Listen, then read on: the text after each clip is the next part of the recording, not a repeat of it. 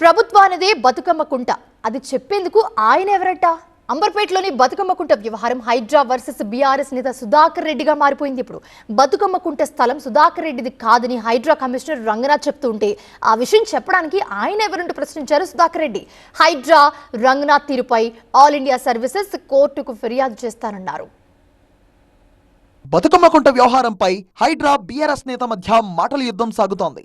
శనివారం ఈ అంశంపై స్పందించిన హైడ్రా కమిషనర్ రంగనాథ్ బీఆర్ఎస్ నేత ఎడ్ల సుధాకర్ రెడ్డి ఆరోపణలను తప్పుపట్టారు. ఆయన దగ్గర కేవలం 1986 నాటి అన్రిజిస్టర్డ్ సేల్ అగ్రిమెంట్ మాత్రమే ఉందన్నారు. నిబంధనల ప్రకారం రిజిస్టర్డ్ అగ్రిమెంట్ ఉంటేనే భూమిపై హక్కు చెల్లుబాటు అవుతుందన్నారు. డివిజన్ బెంచ్ ఆదేశాల మేరకు అక్కడున్న బోర్డులు నిర్మాణాలను హైడ్రా ఇప్పటికే తొలగించిందని తెలిపారు. సో ఇతను ఒక అన్రిజిస్టర్డ్ సేల్ అగ్రిమెంట్ ద్వారా ఇతను నేను పొజిషన్లో ఉన్నాను అని చెప్పేసి చెబుతూ కింద సిటీ సివిల్ కోర్టుకి వెళ్తాడనమాట. ఎక్కడ కూడా ఇతను టైటిల్ మీద వెళ్ళడు, ఎందుకంటే టైటిల్ అతనికి ఎట్లానో రాదు. ఎందుకంటే అతను ఓనర్షిప్ ఎప్పుడు కూడా అతను ప్రూవ్ చేసుకోవడానికి అతని దగ్గర డాక్యుమెంట్ లేదు, సేల్ డీడ్ లేదు, బేసిక్ సేల్ డీడ్. అసలు అక్కడ చెరువే లేదన్న సుధాకర్ వాదనను హైడ్రా కమిషనర్ రంగనాథ్ కొట్టిపారేశారు.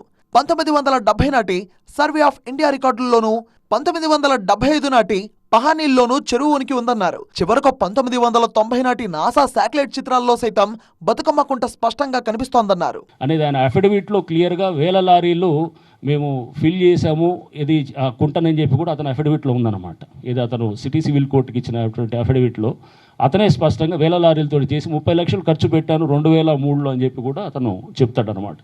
చెప్పి చేసిన దాంతో అంటే అది ఒక గుంతనో లేకపోతే ఒక కుంటనో దాన్ని ఫిల్ చేశాడనేది అతనే అడ్మిట్ అవుతున్నాడు. అయితే హైడ్రా కమిషనర్ రంగనాథ్ కమెంట్స్ ను బీఆర్ఎస్ నేత ఎడ్ల సుధాకర్ రెడ్డి తప్పుపట్టారు. కోర్టులో ఉన్న అంశంపై ఆధారాలు బయట పెట్టకూడదని అన్నారు. ఈ అంశంలో రంగనాథ్ తన పదవి అధికారాలను దుర్వినియోగం చేస్తున్నారన్నారు. అవన్నీ సబ్జుడీస్ ఉన్నాయి, కోర్టులో ఉన్నాయి. కోర్టులో ఉండగా ఆల్ ఇండియా సర్వీస్లో ఐపీఎస్ ఉండి ఇది మీడియా త్రూ దేవడానికి అసలు అవసరమే లేకుండా ఆయన సుప్రీంకోర్టు ఆదేశాలు ఇచ్చింది కంటెంప్ట్లో. అది పాటించాలా పాటించొద్దా ఆయన డిస్క్రిషన్కు ఉన్నది.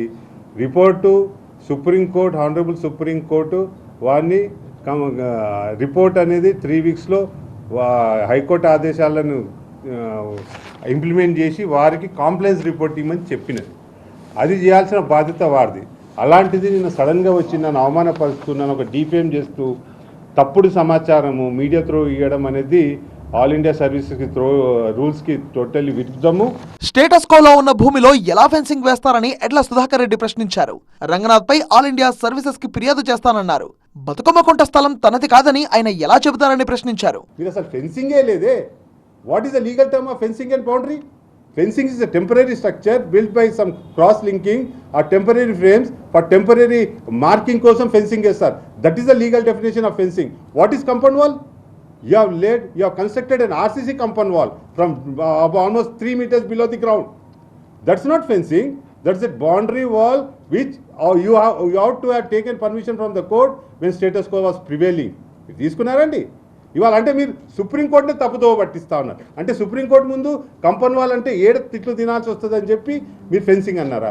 బతుకమ్మ కుంట అంశంపై ఇటు హైడ్రా అటు బీఆర్ఎస్ నేత సుధాకర్ రెడ్డి తగ్గేదిలే అన్నట్టుగా వ్యవహరిస్తుండటంతో దీనిపై ఇరు వర్గాలు మరింత బలంగా న్యాయ పోరాటం చేసేందుకు సిద్ధమవుతున్నట్టు కనిపిస్తోంది.